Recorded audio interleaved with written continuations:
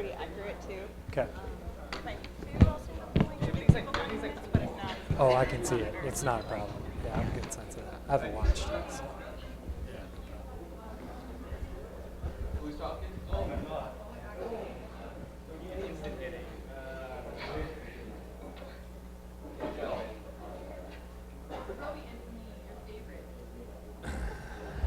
Do you wear glasses, Thomas?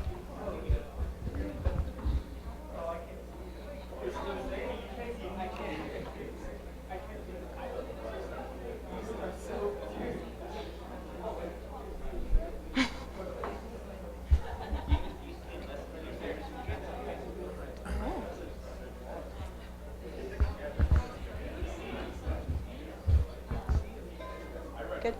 Good.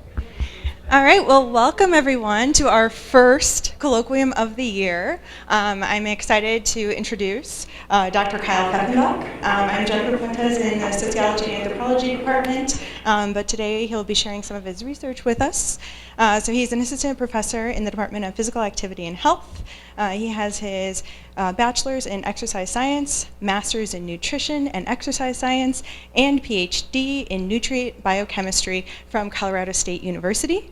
After he completed those degrees, he went for a postdoc fellowship at the Norris Comprehensive Cancer Center in Keck School of Medicine at the University of Southern California. They're very particular about how you say that, so you did a good job. I know. I've learned that since moving out here. There's a lot of particular pronunciations to be aware of. After he finished his postdoc, he and his wife moved to Grande, where she's from originally and still has family. This is Kyle's 5th year with us here at EOU, and he mainly teaches exercise physiology and nutrition. All right, I'll turn it over to you. Thanks. Thanks a lot, Jennifer.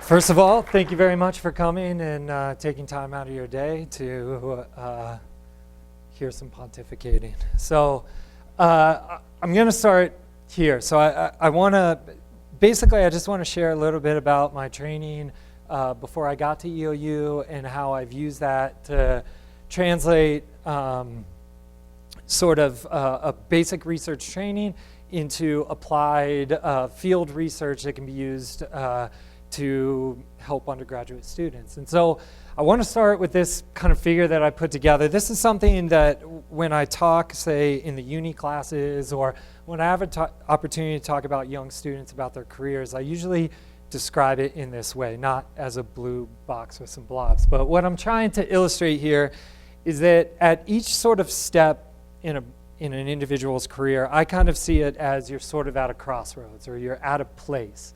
When you're at the place, you have a bunch of different options, and they're all going to lead to something different. And eventually, you manage those opportunities, and you take advantage of those opportunities, and you think about those opportunities, and you end up choosing some sort of path. And as you get sort of here, it's harder to go back and decide, I want to do something like this here. So these are important decisions, but they aren't sort of the end-all, be-all. You don't just get here, and then there's no other opportunities. And so this sort of continues as you go along, and every place that you go, there's new opportunities, and you just kind of have to really sort of look for them and take advantage of them when we're there, and that's part of what I'm going to talk about. And for me, this journey has the 3 early stops were all at Colorado State. Initially, that was motivated by a desire to ski and not live in Ohio. I love Ohio, but to experience something new. But really, as you kind of see, as the farther I got along here, it really became motivated by science and what I was learning and opportunities. And then the sort of 4th stop or 3rd stop really in my formal training was at USC, and now I'm here at EOU. And I just want to share some of the opportunities I had along the way and then some of the things that we're doing here at EOU. So I'll just start with kind of stop number 1, where really my formal scientific training, and I really want to make sure that I give credit where credit's due. And these 2 gentlemen, Dr. Matt Hickey and Dr. Chris Melby, were instrumental in developing just a passion for science in me and teaching me the principles of scientific discovery and in conducting research. And they were my mentors at the master's degree level. So you'll see here in the early 2000s, these gentlemen published what is still considered a very important paper, which it was really addressing an important health disparity. So we know that non-Hispanic whites have sort of less incidence of type 2 diabetes than Mexican Americans. So Mexican Americans are at increased risk for developing type 2 diabetes. But and that is shown in the epidemiologic data, but at the time what wasn't well understood was whether or not there were physiologic differences between healthy non-type 2 diabetic Mexican Americans and non-Hispanic whites, and if those differences would have indicated whether or not there was some susceptibility to developing insulin resistance. And so they published this paper in the AJP Endo, you can see quite a few years ago. But really what this paper demonstrated was that even in young college-aged population that was matched for fitness, fatness, not just the percent body fat, but also where the fat was, because that can be a risk factor for type 2 diabetes. They demonstrated even in individuals that were matched for all these things, Mexican Americans had higher insulin resistance under those conditions. And this was really important and really set up the work that I did as a master's student. So just briefly, many of us know that diet and exercise is very important for reducing risk of type 2 diabetes or increasing insulin sensitivity. But what we didn't know is if you had healthy individuals and one group has higher insulin resistance and the other group doesn't, so they had increased risk for type 2 diabetes is what that means. If they do the same amount of exercise and if they do the same diet, would they get the same benefit? And this is a really important question because what you're asking is, do we need specific dietary and exercise recommendations based on ethnicity and background of the individual? And really, so what we were able to demonstrate is that they both got equal benefit, but there was no catch-up, if you will.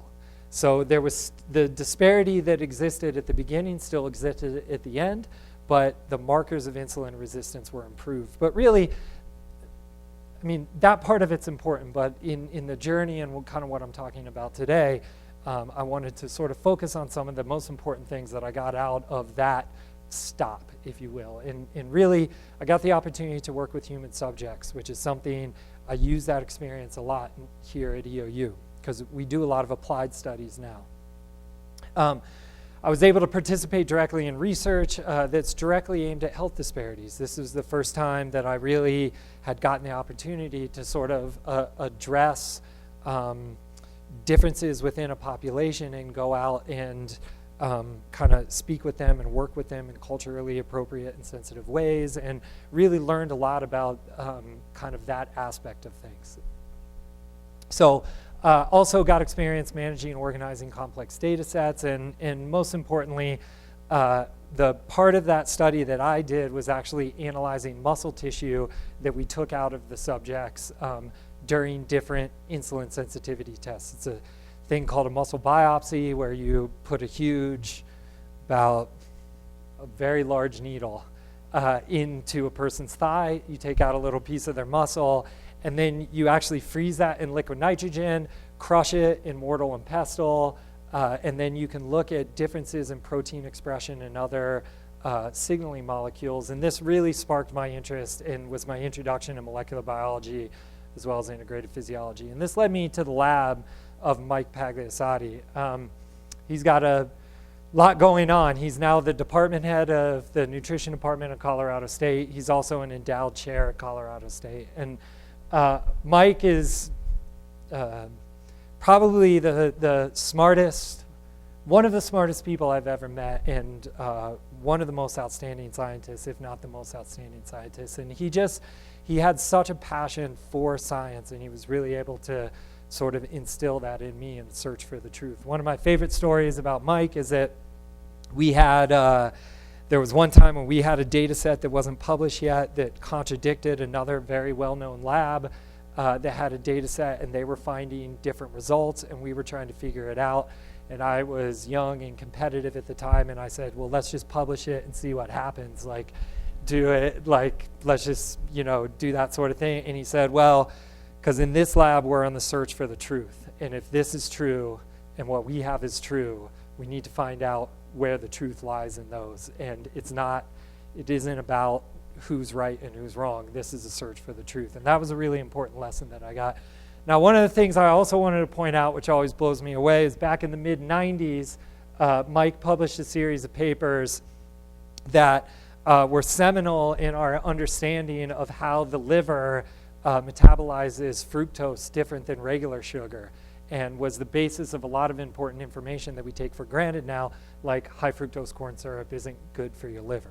And so he was, now here in 2018, it's pretty common knowledge that high fructose corn syrup, but back in the mid-1990s, that was very novel, and he was instrumental in showing that it wasn't just correlation, but that there was cause there.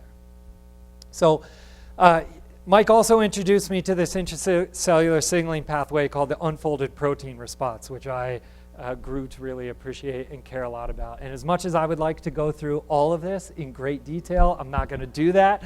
I just want to show you these are the types of things where we were manipulating cells and animals and looking at the expression of these different proteins and finding out what was happening in regards to those.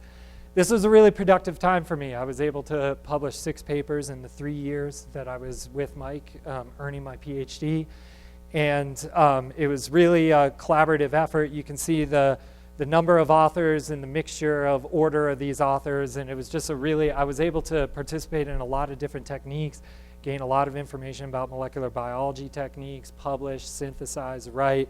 And probably the most important paper that I had during this time was this paper, and it was important for a couple reasons. One, it was my hypothesis, or Mike and I's hypothesis. It wasn't, a lot of times as a junior student or an up-and-coming student, it's kind of, you're sort of given the hypothesis, or you're given the direction of the lab. And it wasn't like that with Dr. Mike. Dr. Mike let us develop things, and I gave a lab presentation one morning in a lab meeting. He saw a hypothesis in it. We started developing it, and this is the work that came out of it. The other thing that was important is that, it linked the UPR to this protein called mTORC, or mammalian target of rapamycin complex 1. Again, not going to bog you down with this, but both of these things are implicated in cancer development, cancer progression, as well as cancer resistance to chemotherapy. And so getting the opportunity to study something under physiologic conditions, not cancer conditions, but to understand these intracellular signaling pathways that were cancer related really opened up a whole bunch of new opportunities for kind of the directions that I could have after getting my PhD. And that opportunity led me to the lab of Dr. Amy Lee. So one of those, the slide I showed you before about the endoplasmic reticulum stress response, or the unfolded protein response, that had all those. So Amy Lee, and I think in the early 1980s, discovered and characterized one of the most critical proteins for that entire pathway.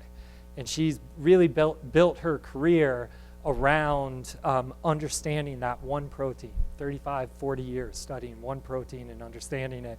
But it's such an important protein in the context of so many different conditions. And she has built her career around understanding its role during cancer. So she also has a lot going on. She's a professor of biochemistry and molecular medicine. She also has an endowed chair.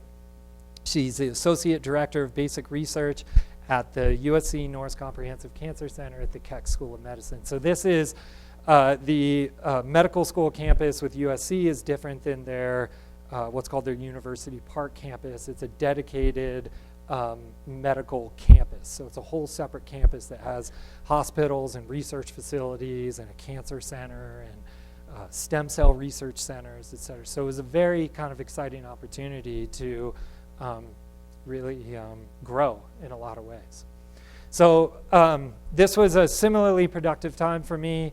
And the one thing I should note, or that I want to point out, is that I was at USC for just over 2 years. I was able to publish 4 papers, but it's all I was doing. all I was doing was working in the lab. All I was doing was dedicating myself to that pursuit. And it was really because of that environment. You were expected to publish papers, you were expected to produce novel research, you were expected to push things in this way. And it was a really it was a very, very intense time where I learned a lot. Yeah, it was really critical to my decision for coming to UAU too. One of the things that I'm particularly proud of during this time is that this paper down here, the critical role of GRP78, so this is that protein that Dr. Amy Lee discovered or characterized for the first time.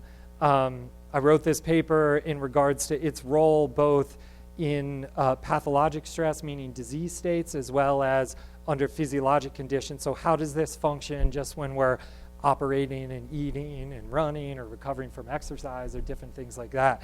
And this was published in a journal called The Current Opinion of Cell Biology. It's a journal that only comes out every other month, and it's really has articles that kind of discuss sort of the state of a particular field. And in 2016, this was rated as one of the most cited papers in Current Opinion in Cell Biology, and I think right now it's around 100, well, I know, it's 193 unique citations for just this one paper. So I was really kind of proud of that work.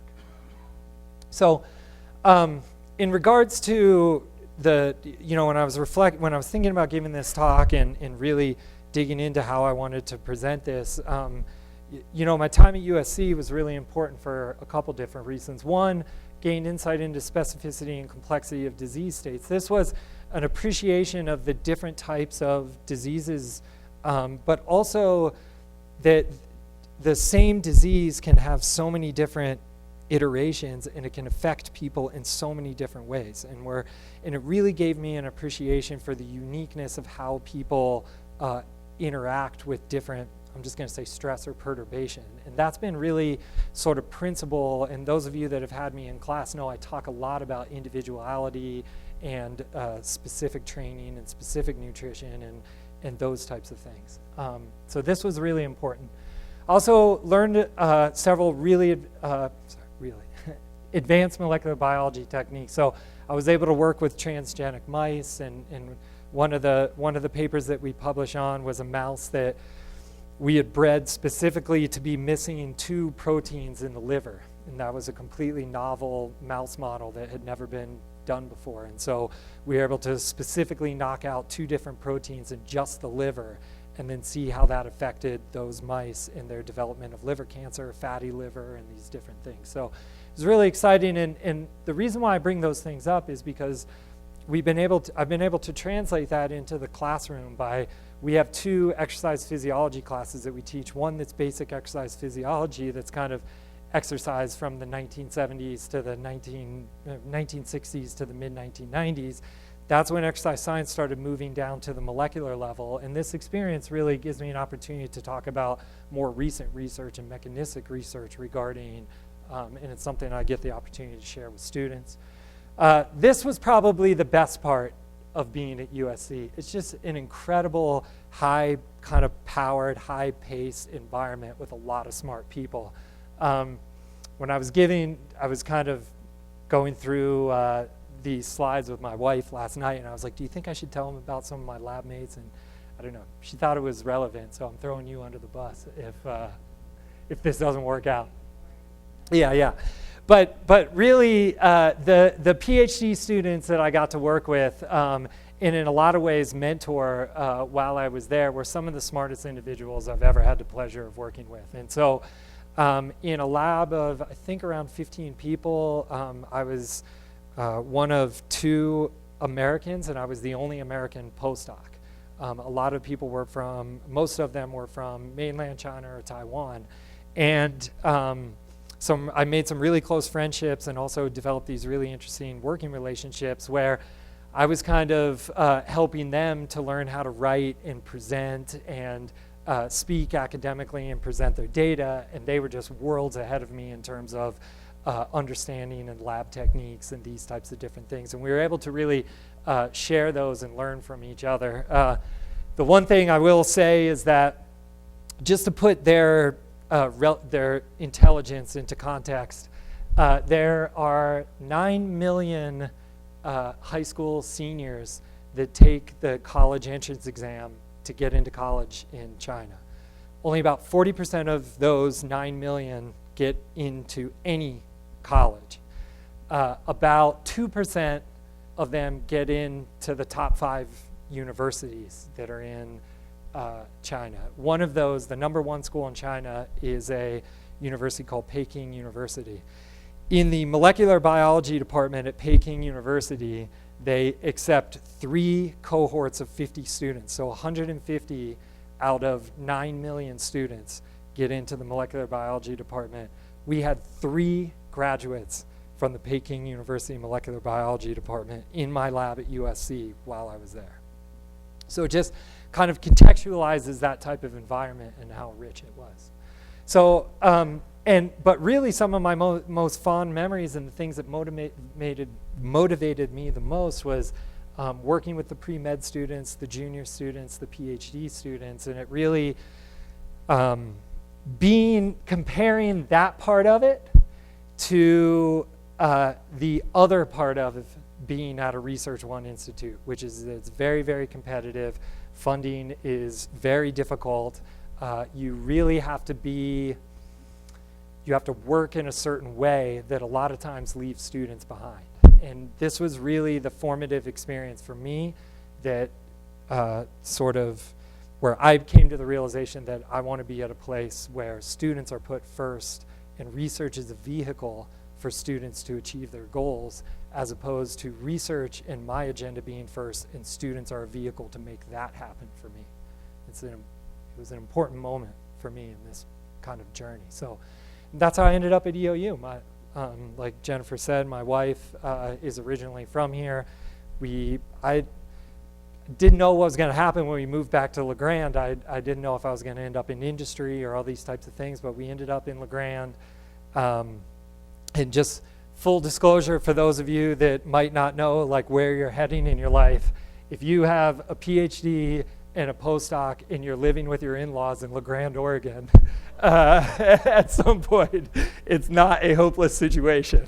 Right? So, and in many ways, the contrast of that to what I was going through at USC, hour and 15-minute commute one way each day, 12-hour work days, 7 days a week.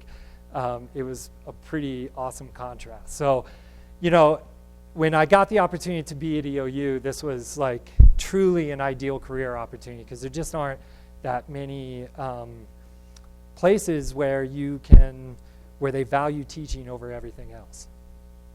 So now, one of the things though about getting an opportunity in a new environment is you have to take stock of the environment. You have to take stock of the landscape that you're in and ask yourself, how am I going to be effective in this landscape, right?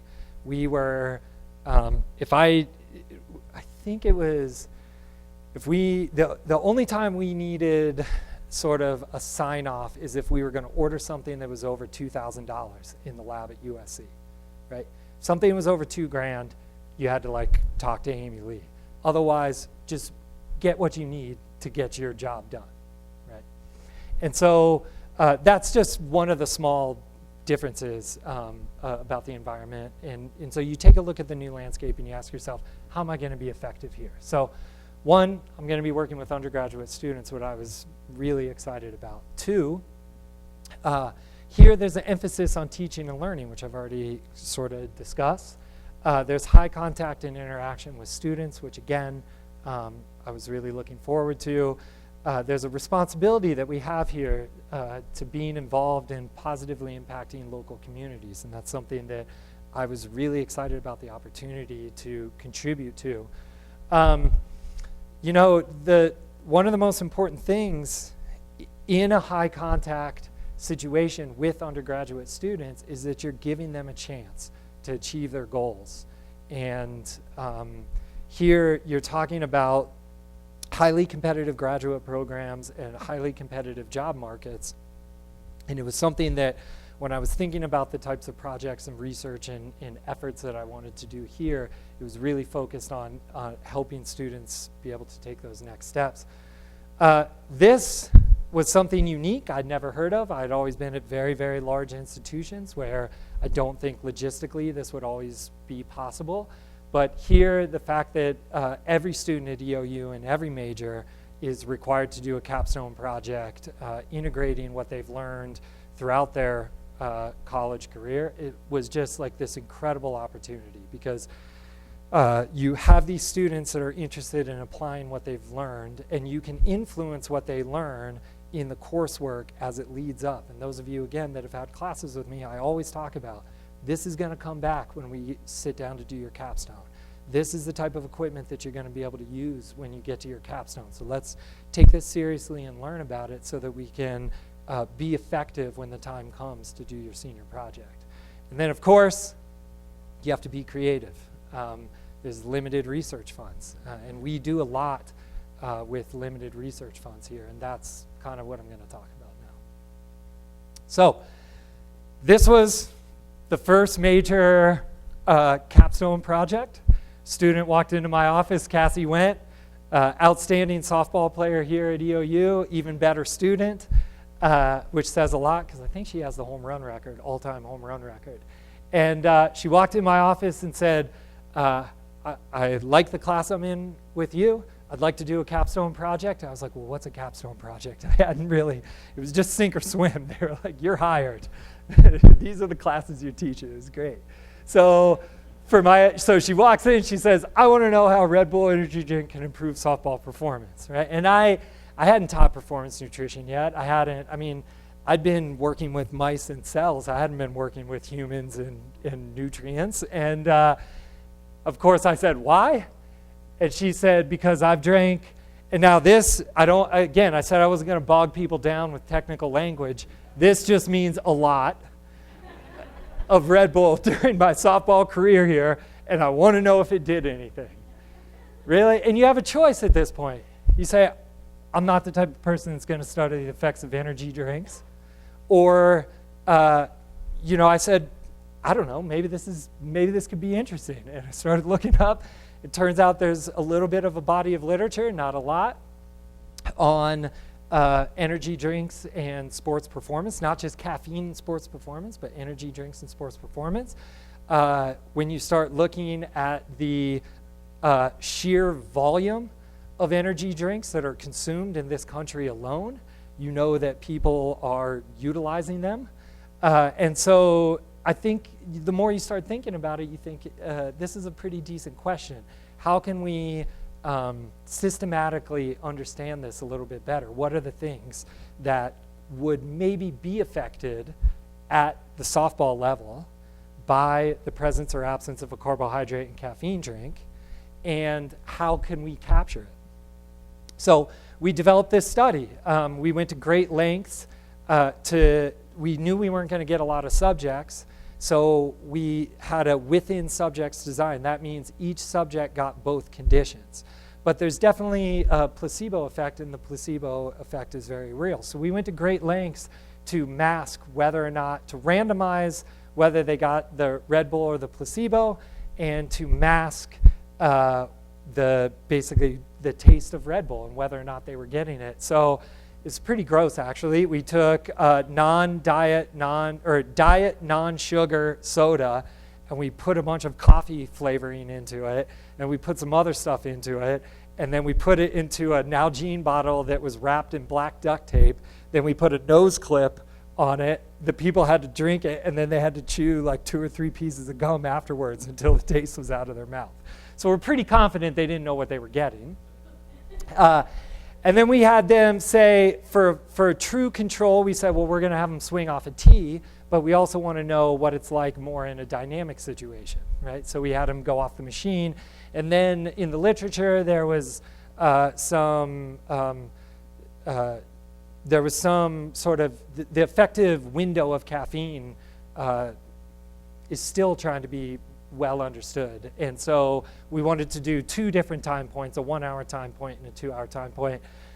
we utilize this little piece of equipment that is a really slick sort of piece of equipment. It's a commercially available accelerometer that hooks on the end of a bat, and then it gives you all these metrics about the swing of the individual. And we went to, again, we tried to go to great lengths to make sure that this was actually accurate. We called the company. They said they wouldn't give us their algorithm, but they could assure us that it was well tested, these types of things. And then we had the tee and we had the pitching machine.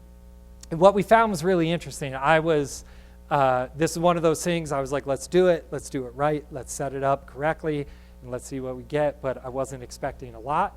What was really interesting is that overall, when you combine both 1 hour and 2 hour, we see that the average swing speed increased by about 3.38 miles per hour. So over here is in meters per second, because that's what the literature wants.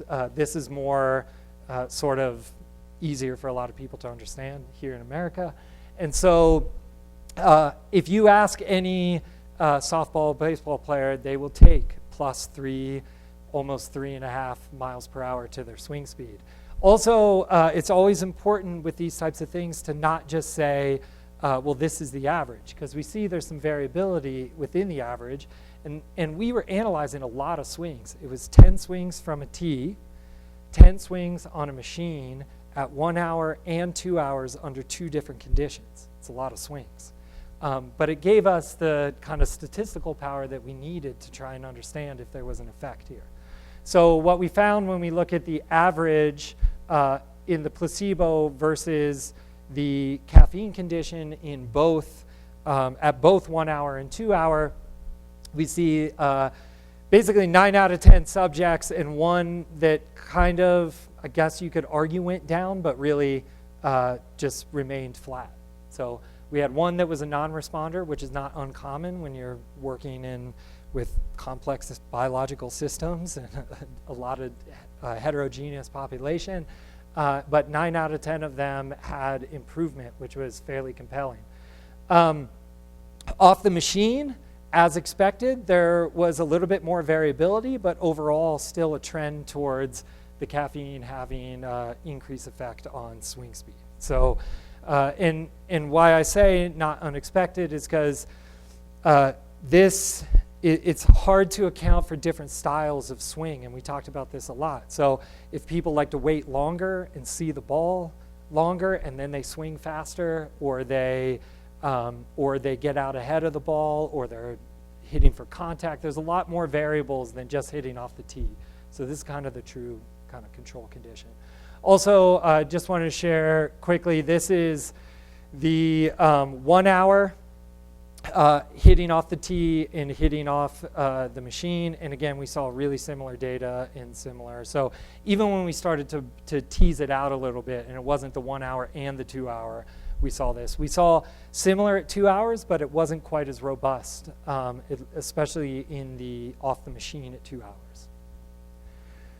So the next project that I kind of want to share with you is something that's completely different.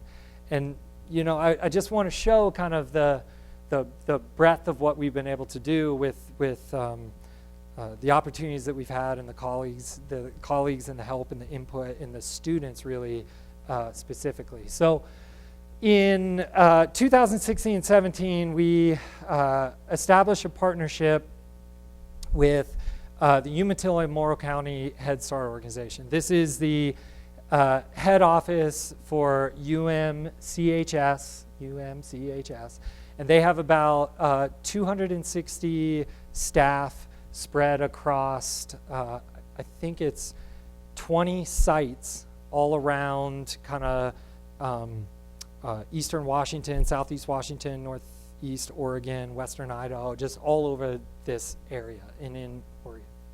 And so we were actually, I was at a event that was held here on campus by OHSU called the Moore Consortium that my colleague Kelly Rice McNeil helped kind of put together and facilitate here on campus. And a gentleman came from the Moore Institute, and a bunch of community partners came to campus to hear about some emerging sort of things in healthy nutrition and things that public workers and people that are working with people, particularly that are vulnerable, could better understand some aspects that maybe they didn't know about. And we were in a breakout session, and I ended up in the breakout session with the executive director of UMCHS and her staff. And we started talking about staff fitness and wellness and these types of initiatives. And this is a very sort of low, moderate pain, or even you could argue low pain for what they're doing job that is very high impact and very stressful. You're working with pre-kindergarten kids that are coming from underserved areas and their families, and it's just really difficult. And they wanted to kind of start thinking about investing in the wellness of their staff. And one of the things they were telling us was, well, we've now bought Fitbits for everybody at our staff, and every new hire gets it, and every one of our staff get one of these Fitbits, but we don't really know what to do with them or what to do with the data that's generated from them. And she said Fitbit wanted to charge them like 15 or 20 grand a year to maintain a database. I said, don't do that. We have capstone students that need to do that, or that can do that. And I said, and this really was the start of a partnership. So I went, I've gone down there a couple times and given some talks. We got some students involved, and this is something, this is work that's ongoing, and it's something that students can be involved with year after year, and they can build on it and they can pass it off, and it's something that's turned into a pretty cool project. So in 2017, I had 3 capstone students, Lexi Peter, Rachel Stone, and Emily Spears. They conducted what's called a needs assessment or a health and wellness survey, where we had 120, so almost 50% of the employees at UMCHS take this survey, and we found out that 80% of them express wanting to improve their physical self. The vast majority of them report having moderate to high stress. We also got some other pieces of information out of there, like how they deal with that stress, and we got some insight into kind of what they were doing to cope in these ways. We observed that less than a fifth of them were getting the recommended amount of physical activity, and they wanted to know more about health and wellness. They wanted that information. And the students, I put this up here because this is a really cool infographic that the students, I just said, how are we going to present this in a way that is relatable for them and that we can distribute widely? And they came up with this infographic, and it was very cool, and it just said a lot about kind of where the staff was at the time. And then it also says down here, stay tuned for weekly emails including fun health facts and activities. And this was kind of the start of our idea that now that we know what's going on here, how can we potentially make a positive impact in this in this environment? And they presented this at the yearly health fair and passed out these flyers and had a poster, their spring symposium poster down there that they presented, and it was a really cool opportunity for them. So fast forward then to January 2018, there was an opportunity that was put out to all Head Start communities, or all Head Start organizations across the country, to put in grants or proposals to be invited to a 4-day workshop at UCLA, the Anderson School of Management, where they were going to take a select number of Head Start organizations around the country and train them on how to kind of assess and implement staff health improvement programs. And if you got the award and were invited to go to UCLA, then each organization could choose one community partner to come along with them. And that was funded through Johnson & Johnson. And so I got the opportunity to go with UMCHS. They got the grant, they invited me to come, and this was a really great workshop. There were a lot of speakers, a lot of academics, and a lot of different areas. We learned a lot, and really we were able to work and synthesize up the idea of, we have some information which was actually ahead of where a lot of other organizations were because of the work we had done the previous year, how are we going to implement it in a way that is hopefully effective?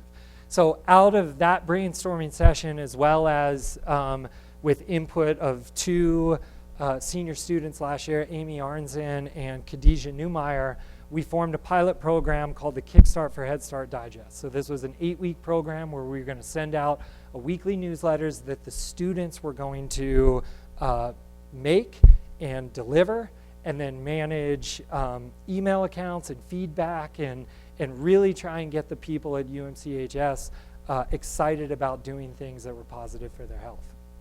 So we based our topics off of things that we collected data on the previous year in terms of what people wanted to know more about. And so this is an example. This was the cover of our digest. We would send it out in a PDF sort of ebook every week. We would talk about a particular topic like mindfulness or nutrition. And then this is really an important part of the program, was that each week we provided them with a specific and what we thought was achievable action item. So here's one where just think about this traffic light approach when you're at the grocery store, right? Think about assessing what's in your grocery cart this week. Or try and do these things like unplug your phone before you go to bed at night. Try and take care of things that you wake up worrying about before you go to sleep. These types of things that are based on the literature, but really because it was driven by the students, were presented in a way that was, you could communicate it across a broad population. So we also made sure to celebrate success each week. So they did an awesome job with this. They would do these shout outs, and people would send us pictures of them hiking or doing 5Ks, and we would try and make sure to do that. So this is one from April 11th. The students had started a Fitbit group and encouraged people to join it. And they were talking about the progress that had been made so far during that month in terms of miles walked and steps taken and those sorts of things. So in regards to how the response to this Kickstart for Head Start Digest, we had a bit fewer responses. We have a difficult time getting the survey out last spring, but we still got about 25% of the employees. And what we'd like to see is sort of, on these questions about how would you rate the information overall, we were happy that the majority of people were kind of at this end of the spectrum, but I'd like to have more people going from, instead of being the majority in the 3, have them at the 4 and 5. And so I don't know if that's a matter of just continuation. It was only an 8-week program or those sorts of things. So if anybody has any ideas, I'd be happy to hear them. So how would you rate the topics in terms of being appealing, similar data, how relevant was it? But this is the one that I really, that I thought was quite interesting. Will you use the information and the exercises, the health and exercise sciences information that was provided in the digest? And only 9% of the people just flat out said no. And it's this orange pie that we'd like to move into the blue area this year. So people in the trans-theoretical model of behavior change, people are now, they're thinking about it, and we're gonna try and influence this year their preparation and action towards it and see if we can track that in some way. So yeah, I wanna give a really special thank you to the students that started that program, the 2 students, Khadijah and Amy, that did the newsletter every week for 8 straight weeks and did that data and presented their work down at the Head Start Health Day. And here are new students this year that are going to kind of implement it throughout the year, more than just that 8 weeks, and see if we can have an effect. Okay. This is the next project I want to present, and I want everybody to watch this.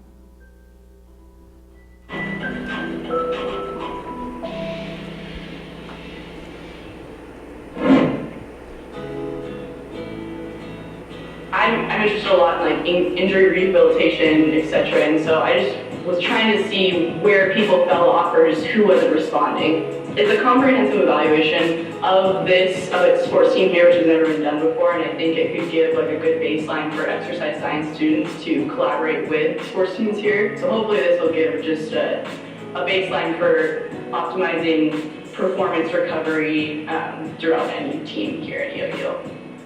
So a lot of these testing I've had exposure to in like my exercise science classes and kind of exposure to using them. They're all kind of associated with decreasing performance. So we're kind of just seeing where that person is able to go, how far they're able to go for how long, and when we start to see decreased performance because of these physiological responses. But I think in the end it's going to be a really cool analysis of at least the 15 girls that I'm following through this, and hopefully give them some insight of how to increase their performance and they can use it later on.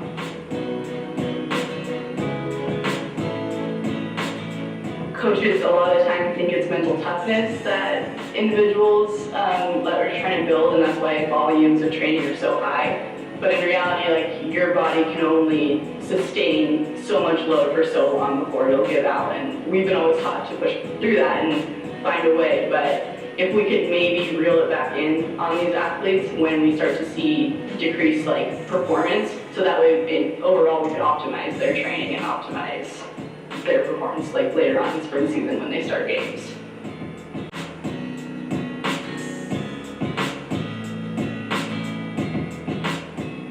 My major is physical activity and health with a concentration in exercise science, and using all of this equipment I can put down on a resume saying that I know how to run these sophisticated VO2 max tests, a lactate threshold. I've done it 30 times on 30 subjects, and so I think that'll aid me. At least it's more applicable to the physical activity and health side of things. I mean, it's something that I've had a background with and struggled with injury throughout my 4 years of playing, and it's something that really interested me, was just to see if I could help them in the future. Being a student athlete here was amazing. It was coming from a community college in Seattle. It was really big and there was no close connection with the athletes, and here I just feel like you know everybody kind of says hi to you in the hallway, and usually teams go out to support each other, and I think that's a really important part of the athletics here at EOU. My name is Madison Oxford, and I am a women's soccer student athlete here at Eastern Oregon University.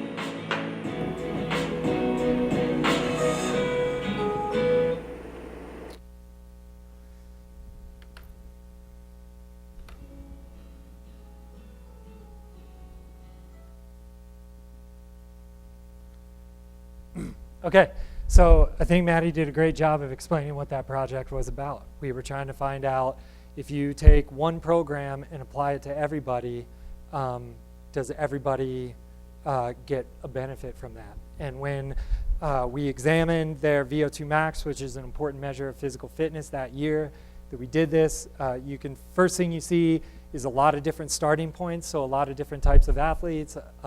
This could be due to position type, genetics, training, all different types of things. And one of the things that we saw is not everybody, particularly some of the people that scored higher on their VO2, got a benefit from sort of a one-size-fits-all training approach that winter. Others did. And so you have different athletes, and you apply one program, you get different results. Last year, we had 3 new students that were on the soccer team: Anna Roslander, Bobby Pendleton, and Natalie Mitchell take over this project. And we really got a lot of buy-in from the top down. The coach was on board. The students were really into it. The whole team participated this year instead of a subsection. And what happened is, after the initial assessment for strength and cardiovascular fitness and all these different types of things, we were able to make specific training groups. The students did this. They identified specific training groups in specific areas that different people needed to work on the same. And this is just one example where every one of them had some sort of benefit in their VO2 last year. So again, this is one of those examples of another project that can go on year after year. Students can plug into it. We add equipment to the lab that can increase our understanding of this. It can be added to databases of information about the players and the success or variability in training responses to this particular program or that particular program. And the most important thing in regards to this is that if a lot of the students that get involved with these want to be coaches, they want to go to, say, the MAT program and then coach.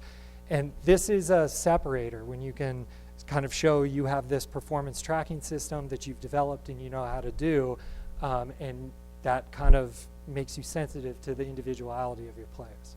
So the last project that I'll quickly kind of present, because I'm really excited about this one, is this partnership that we started with the Ronde Rappellers, which is a local team of elite firefighters. They would probably get embarrassed by me calling them elite, but that's what they are.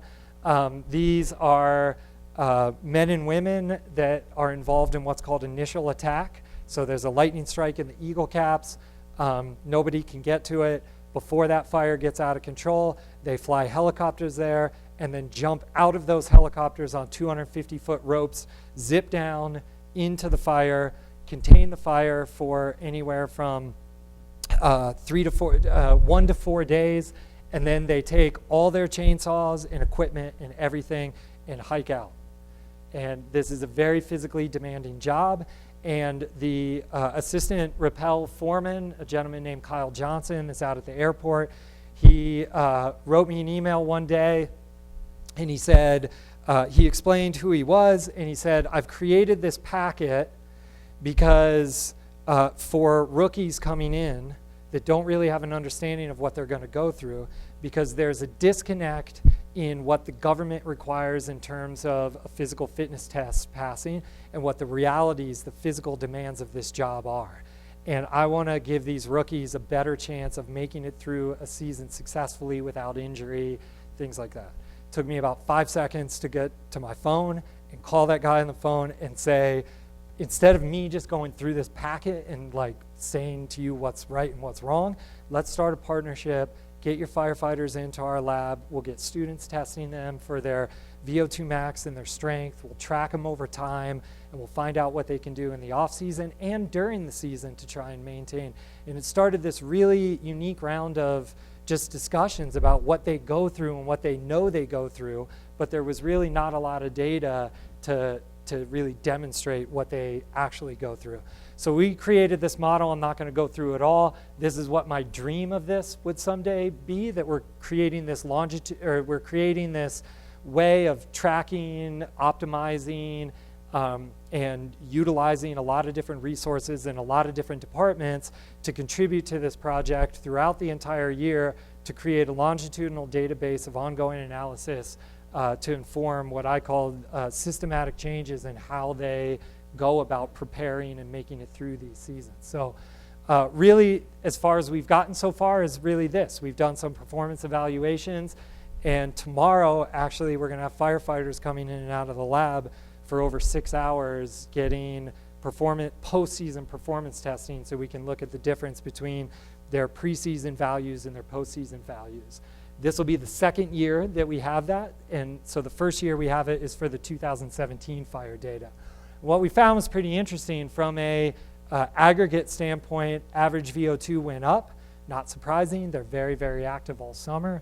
What was a little bit more surprising was that all of their indicators of strength went down, which would suggest that they're getting cardiovascularly fit, but the long hours and the type of work that they're putting in was degrading their muscular strength. That's the way we took it. And so, and the way we've described it is, and they kind of told us as much anecdotally, that they spend the entire off season trying to get back to zero. And as some of these men and women age, that becomes a lot more difficult. They're like elite athletes, right? And so what we're trying to do is we want to try and implement strategies that can help them maintain throughout the year so that they can add to their quiver in the off season, not just spend their off season recovering and getting back to normal. And that's kind of the model now in professional athletes. We're seeing professional athletes with much longer careers, and we're trying to apply that here in a similar way, and they're excited about that. So the other thing is, and I won't go into this too much, but these are the 9 firefighters that we tested in the initial round. This is the effects of the 2017 season. Some of them, about half of them, gained weight during the season. All right. Their VO2 maxes went up, which is what we saw in the aggregate data. Their body fat percentage in a lot of them also went up, which is really interesting, right? So it demonstrates that you can't outrun a bad diet. if you're just eating for calories' sake, just because you're working a lot doesn't mean it's going to be able to fuel you and kind of take care of you the way that it should be. Their predicted maxes went down, some very substantially. Predicted squats went down, and their predicted deadlifts also went down. We want to try and be able to see, can we put new foods in their food boxes that can, or can we give them maintenance training protocols that they can do in season? And Alyssa Cohen, my former colleague here in the exercise science department, she was instrumental in helping us find non-weight dependent exercises that people could do in season to try and maintain some of this. So the 3 students that really got this going were Jamie Butler, Peter Kane, and Taylor Walden. They actually started the spring of their junior year planning to carry this project over into their senior year for their senior capstone. That's why we had the preseason 2017 data and the postseason, the spring and fall data. And then tomorrow, these students are collecting the post data for the 2018 season. So that's the last thing I was going to talk about. I'm kind of on time.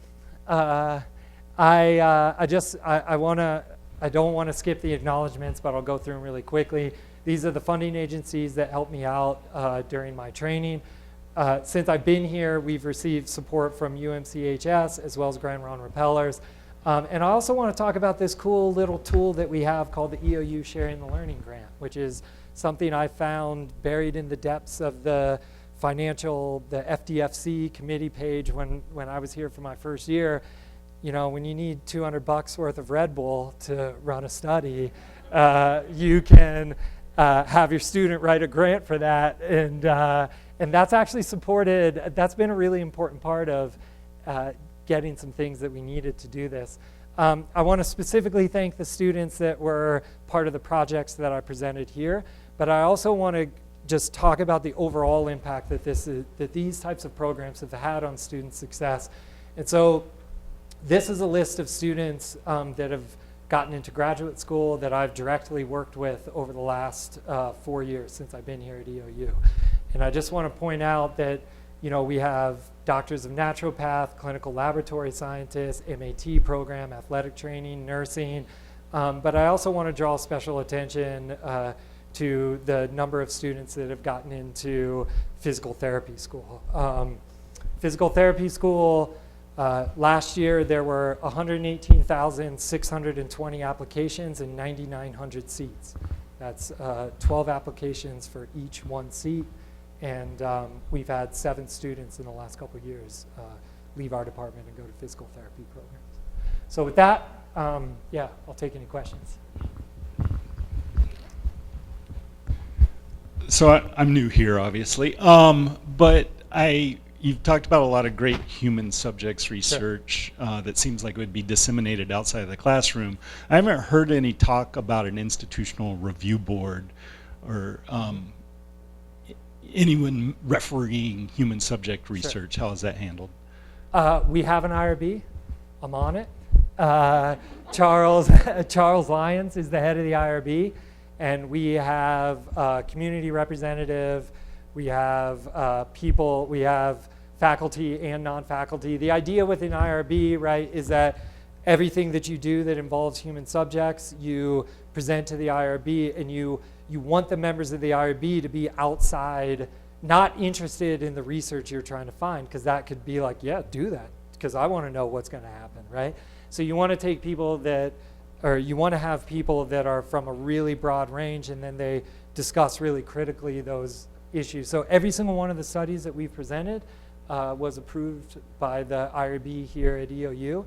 And it's actually one of the things that I always tell students to make sure when they're in their PT school interviews or grad school interviews to say, look, this wasn't just a research project that was somebody else's idea that I plugged into.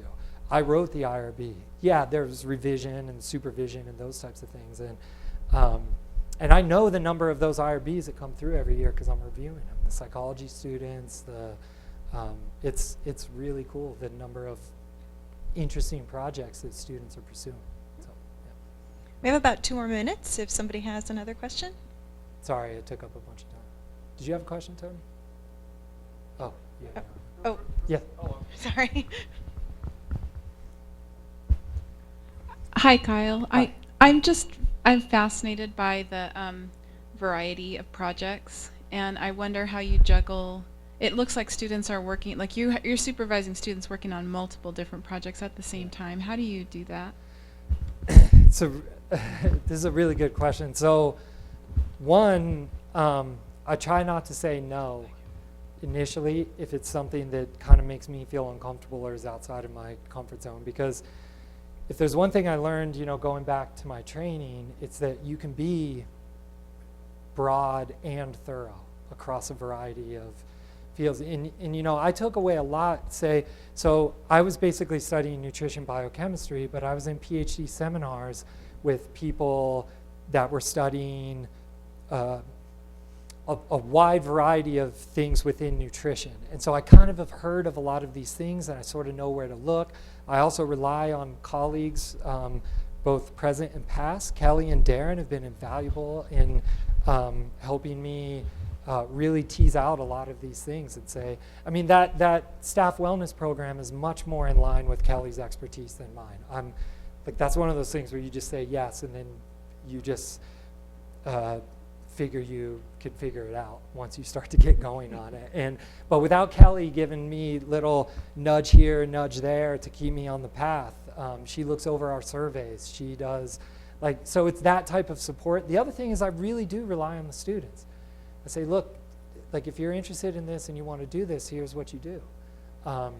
But we just went through it this year. I said, we need a new survey this year. In a week, let's have a meeting. Present to me what you found about validated surveys that we can use to try and see where people are changing. And then we had a critical discussion about it. So it's really, I don't know, just try and pursue those things and be creative. Yeah. Well, thank you so much. We are out of time, but Kyle has a few moments to kind of sit and hang out if people need to ask questions. No problem. But for those of you who need to leave at 5, it's certainly time. So thank you, and thank you, Kyle. Yeah.